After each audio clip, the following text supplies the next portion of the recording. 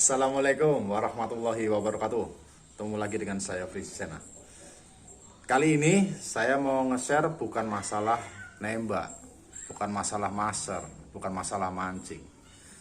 Tapi ini ada hubungannya sama teman-teman, sama kita lah ya, sama kita yang eh, berhalangan menembak, memancing, memaser gara-gara asam lambung.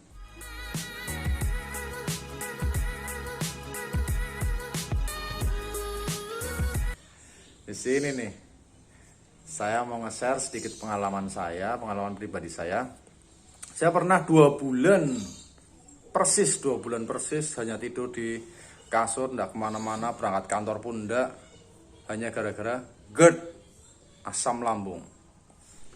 Setelah itu, saya konsultasi sama jamu tradisional. Katanya, yang paling bagus adalah kunyit. Lalu caranya gimana? Dia kasih tahu caranya, bla bla bla bla bla. Saya pulang, saya bilang sama istri saya, ternyata istri saya bisa membuatnya. Dan ini nanti ada sedikit tutorial cara membuatnya. Mungkin banyak teman-teman, dari teman-teman nembak juga sudah pernah ada yang keluarganya atau dia juga kena asam lambung, sudah pernah merasakan jamu ini. Siapa tahu cocok buat teman-teman sekalian.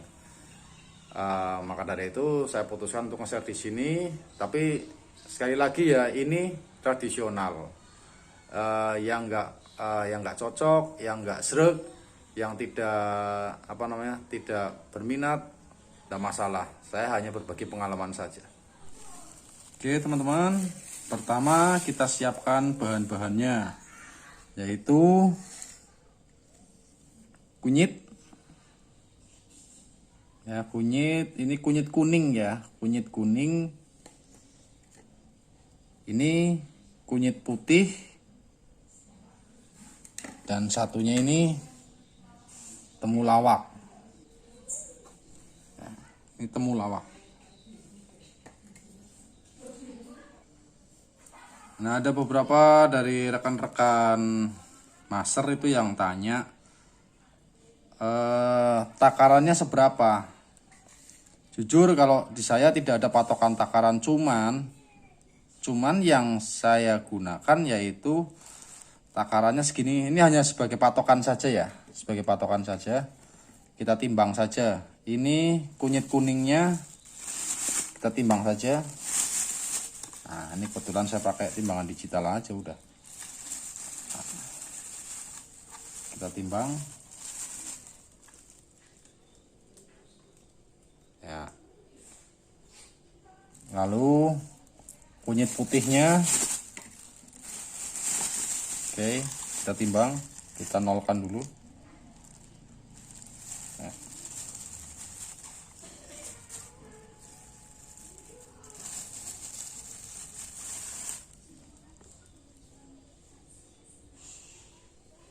Ya, 1,5 on ya. Lalu ini temulawaknya, coba kita timbang untuk temulawaknya.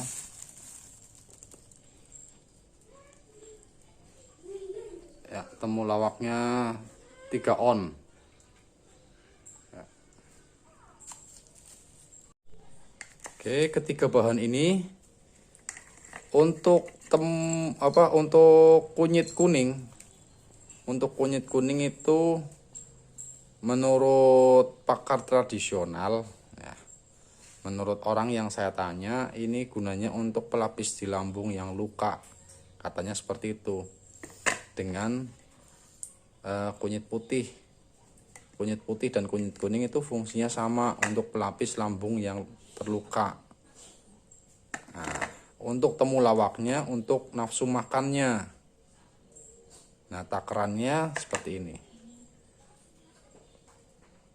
Sebelum kita melanjut, kita parut ketiga bahan ini, sebelumnya kita harus bersihkan dulu semuanya.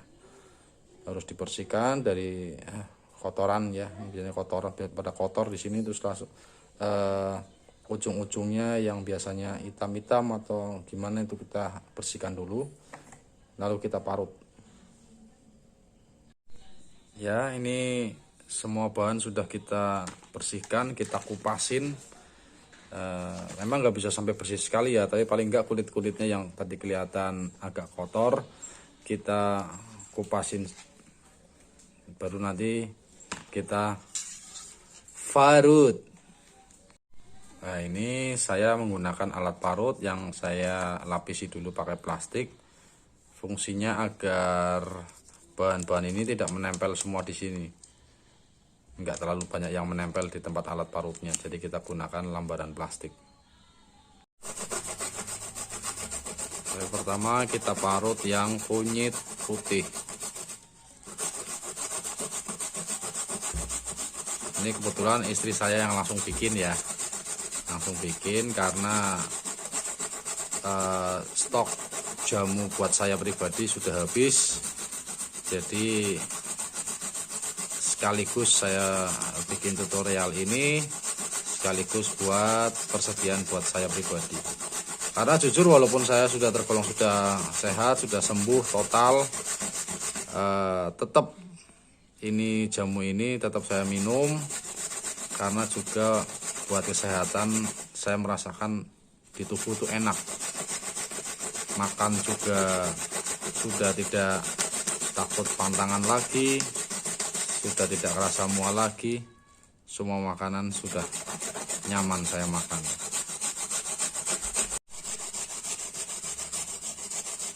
Nah, itu fungsinya plastik terlihat ya, jadi dikasih lambaran plastik dulu. Bahan-bahan yang diparut tadi tidak terlalu banyak yang menempel di tempat parut, jadi kita bisa memaksimalkan bahan-bahan yang kita parut tadi hasilnya. Selanjutnya kita parut yang kunyit kuningnya, kita campurkan saja ya teman-teman, campurkan saja, toh nanti juga hasilnya semuanya akan tercampur jadi satu, baik dari kunyit ataupun temulawaknya.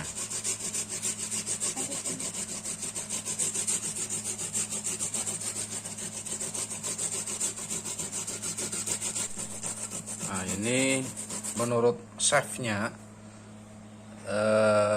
temulawaknya terlalu besar, jadi mau saya potong dulu aja. Nah, ini untuk temulawaknya sudah saya potong jadi 2 bagian supaya dalam proses pemarutan ini lebih mudah megangnya. Ada beberapa rekan-rekan yang bertanya kenapa tidak di blender ataupun diulek dan sebagainya. Monggo silahkan, teman-teman mau mencoba dengan cara bagaimana monggo silahkan, tapi dari resep leluhur kata istri saya bahwa yang paling bagus adalah diparut.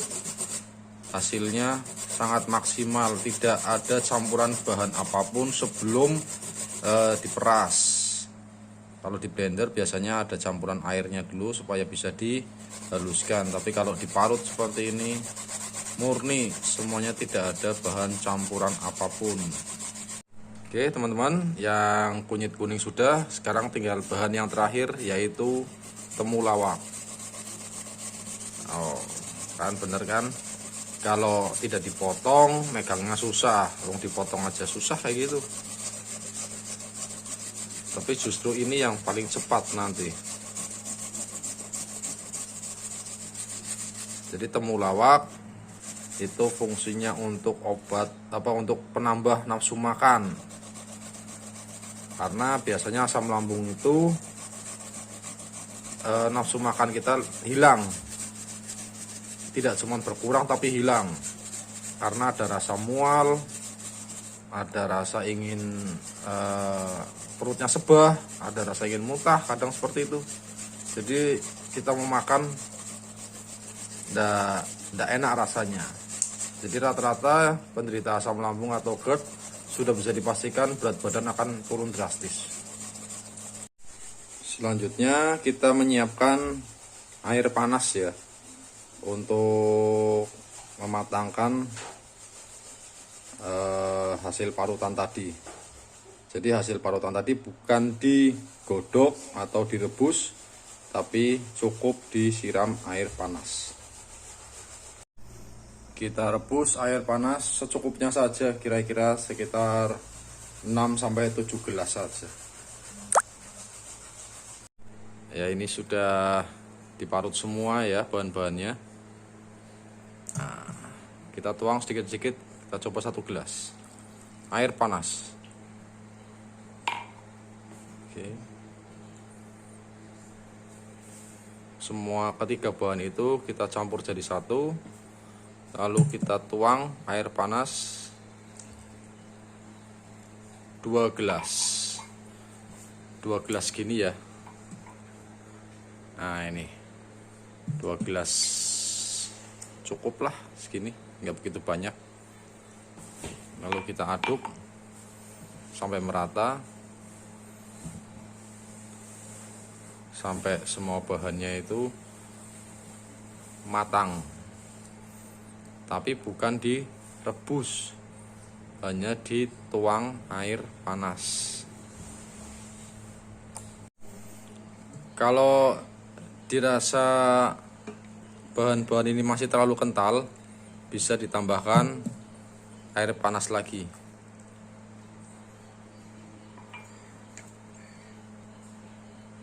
Oke.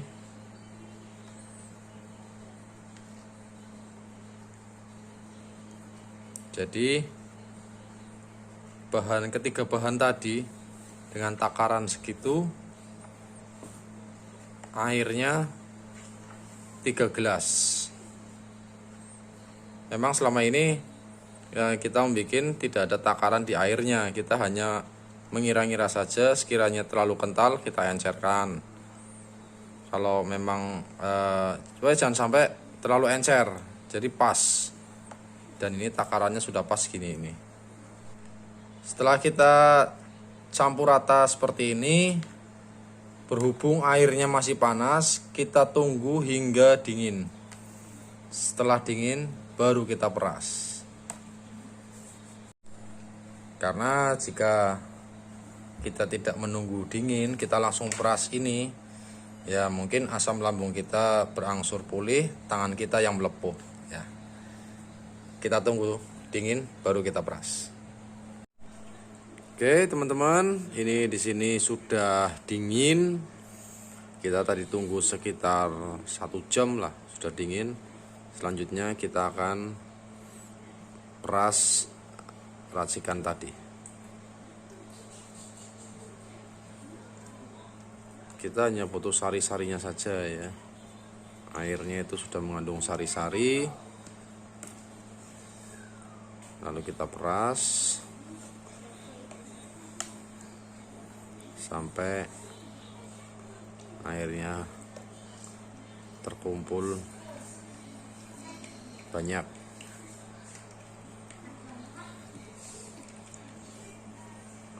Jadi di sini seperti kita memeras santan ya teman-teman. Ini yang sudah habis diperas tadi itu bisa kita tambahkan air apabila memang masih kental. Tapi memang khasiat yang terbaik adalah yang pertama tadi, yang rendaman air pertama tadi, bukan ini yang dikasih air lagi. Rendaman inilah yang terbaik. Jadi ini perasan pertama ini, apabila ada ampas-ampasnya yang masuk ke dalam saringan yang pertama ini, kita bisa menyaringnya kembali pada saat mau dimasukkan ke tempat penyimpanan, misalnya botol atau plastik, apabila mau dikirimkan ke tetangga atau teman yang membutuhkan. Jadi nggak usah khawatir apabila ampas-ampasnya itu ada yang masuk, Bukan berarti kita minum sama ampas-ampasnya, tidak. Akan tetapi kita bisa menyaringnya kembali. Dan kita bisa menambahkan air lagi apabila ampas-ampas tersebut masih terbilang kental dan masih ada sari-sarinya. Nah, ini sudah selesai. Nanti tinggal kita saring kembali untuk dimasukkan ke dalam tempat penyimpanan. Kalau di saya yaitu kita masukkan botol dan taruh di lemari es. Bagi teman-teman yang ingin menambahkan air lagi, diperbolehkan, dipersilahkan. Tidak akan menghilangkan khasiatnya. Tapi apabila dirasa terlalu pahit, teman-teman bisa menambahkannya air lagi. Dengan cara ampasnya ini direndam air lagi, lalu diperas lagi. Bukan ini yang ditambah air. Nanti akan rasanya berbeda, khasiatnya berbeda apabila ini hanya dikasih air saja.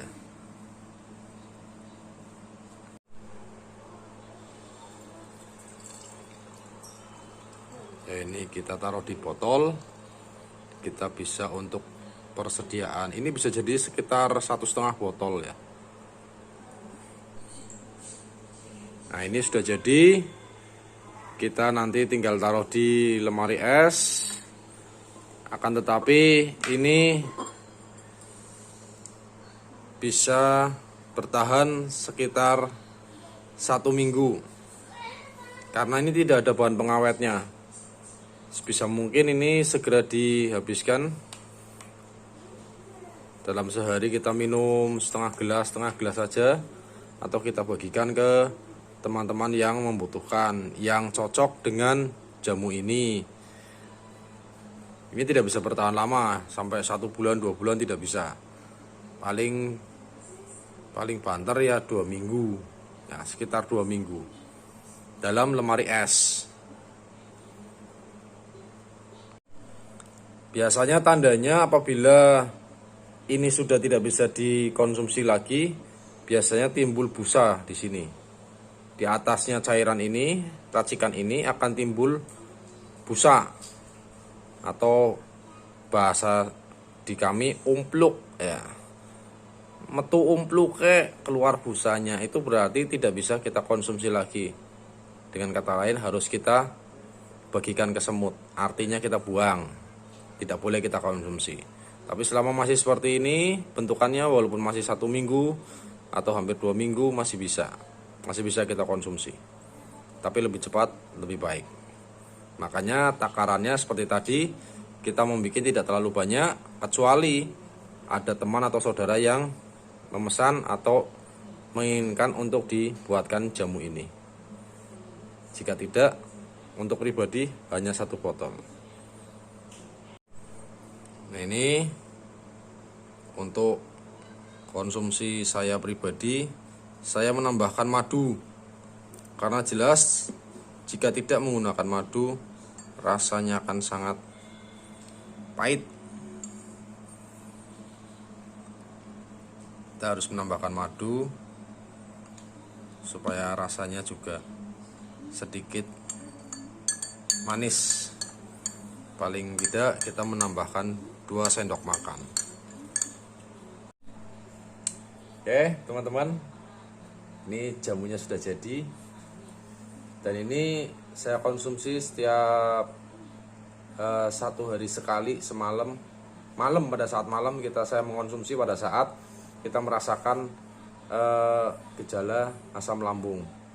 Tapi apabila sudah agak sembuh dan sebagainya, tidak terlalu sakit, tidak merasakan sakit lagi, saya mengkonsumsinya 2 hari sekali. Rasanya enak, luar biasa. Dan insya Allah, asal yakin, insya Allah sembuh. Bismillahirrahmanirrahim.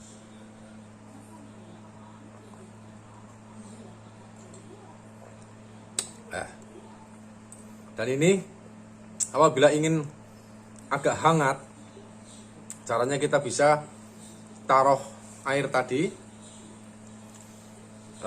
ke dalam air panas gelasnya.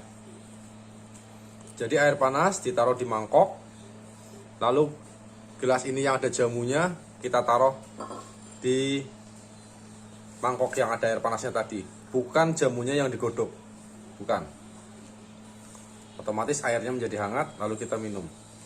Untuk rekan-rekan semua, bagaimanapun juga yang namanya jamu, entah itu encer, entah itu kental, tetap ada endapan-endapannya.